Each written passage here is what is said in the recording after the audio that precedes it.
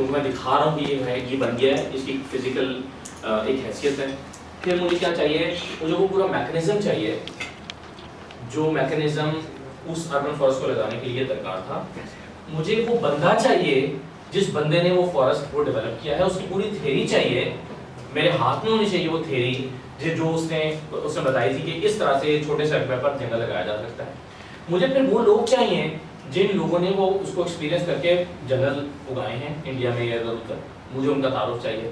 دیکھیں پروڈکٹ جو ہے نا، پروڈکٹ جو فزیکلی موجود ہے اس کی حیثیت ہوتی ہے، زبانی چیز کی حیثیت نہیں ہوتی. آپ تبھی تو ماڈل گھر بناتے ہیں، تبھی تو آپ ماڈلز بنا کے دیتے ہیں نا کہ ہم آپ کو ایک مسجد بنا کے دیں گے، یہ اس کا ماڈل ہے. بناتے ہیں نا چھوٹا سا ماڈل. ہم آپ کو ایک ہاسپٹل بنا رہے ہیں، آپ چندہ دیجئے، یہ اس کا ماڈل ہے، یہ ہم بنا کے دیں گے. تو ماڈل آپ کیوں بناتے ہیں یا آپ اس کی شکل کیوں دکھاتے ہیں؟ اس لیے کہ یا آپ نے کالونی بنانی ہے، گھر بیچنے ہیں وہاں پر بنا کے آپ ایک ماڈل ہاؤس بنا کے دیتے ہیں نا. زبانی میں تو بتا سکتے ہیں ایک گھر بنائیں گے جی، اس میں 3 کمرے ہوں گے، ان 3 کمروں میں جو ہے وہ ایک کا سائز یہ ہوگا، دوسرے کا یہ ہوگا، تیسرے کا یہ ہوگا، ایک کچن ہوگا. اس کا بتا سکتے ہیں نا، زبانی لوگ مان سکتے ہیں نا اس کو، لیکن آپ بنا کر دکھاتے ہیں.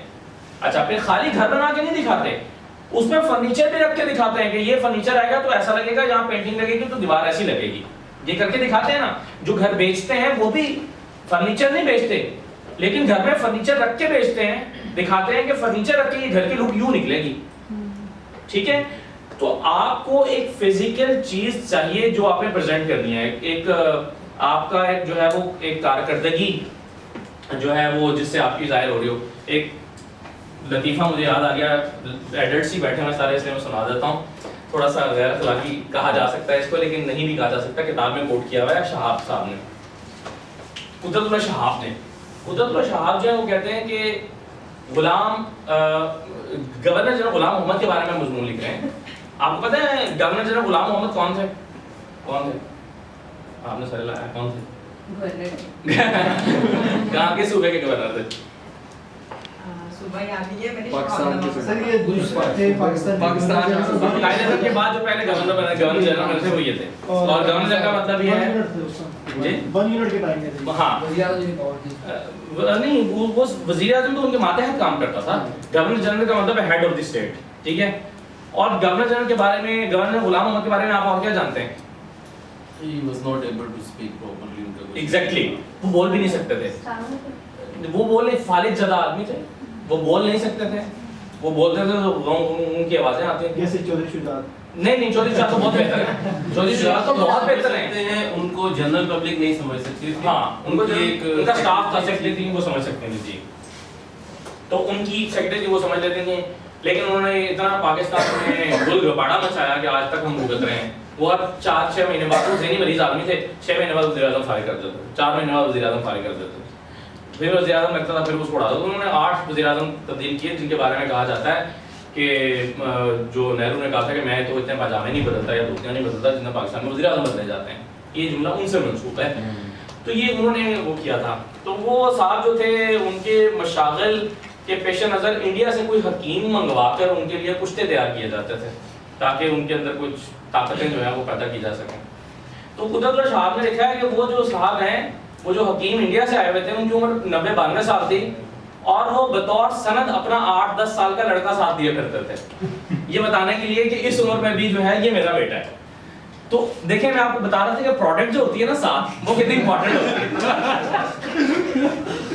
پروڈکٹ کی امپورٹنس ہے. ٹھیک ہے. اب وہ حکیم اپنا 8 سال کا بچہ بطور سند نہ دیا کرتا ہوتا نا، تو اس کو کسی نے نہیں ماننا تھا کہ یہ کیسا کشتہ تیار کر سکتا ہے کہ جو اس عمر میں بھی بچے کا باپ بنا. کہنے کا مطلب یہ ہے کہ جو پروڈکٹ ہے نا، اس کا پیکٹ پروڈکٹ چیز فزیکلی اس کی امپورٹنس ہے. ٹھیک ہے جی سامنے. تو وہ سب چیزیں آپ کو جو سپورٹ کر سکیں، سپورٹنگ میٹیریل بن سکیں، وہ آپ کو اپنے مواد کا حصہ بنانا ہے. تاکہ اس کو کنکلوڈ کرتے ہیں. ہاں ایک پوائنٹ بڑا امپورٹنٹ جو رہ گیا، جو میرا اپنا اگین میں کہوں گا کہ چونکہ مجھے آسان لگتا ہے، ہو سکتا ہے آپ کو آپ اس سے متفق نہ ہوں، لیکن جو چیز مجھے بڑی اچھی لگتی ہے، افیکٹو لگتی ہے خود ریڈر کے طور پہ بھی، سمجھنے کے لیے بھی اور سمجھانے کے لیے بھی، وہ ہیں بلٹس. Bullets versus paragraphs. دیکھیے آپ نے ایک بات ایک پیراگراف میں سمجھائی، اس کے بعد آپ اپنی بات کو سم اپ ضرور کیا کریں. جیسے مجھے چاہیے کہ میں بار بار آپ کو واپس لے جاؤں اس بورڈ کے اوپر، میں کہوں گا کہ ٹھیک ہے جی سمجھ رہے ہیں، پہلا پوائنٹ کیا تھا اسٹارٹ افیکٹو اوپننگ، دوسرا پوائنٹ کیا تھا connect people with the problems substance, ٹھیک ہے یہاں تک ہو گیا. آگے چلتے ہیں. میں کیا کروں گا، میں آپ کو بار بار کنیکٹ کروں گا اپنے اس لیکچر کے ساتھ یاد دہانی کے لیے. میں آپ کے لیے ایزی ٹو ڈائجسٹ بنا رہا ہوں تاکہ آپ اس کو سمجھتے رہیں، ٹھیک ہے. تو میں بار بار آپ کو واپس لے جاؤں گا ان بلٹس کے اوپر کہ دیکھیں آج آپ نے کیا سیکھا.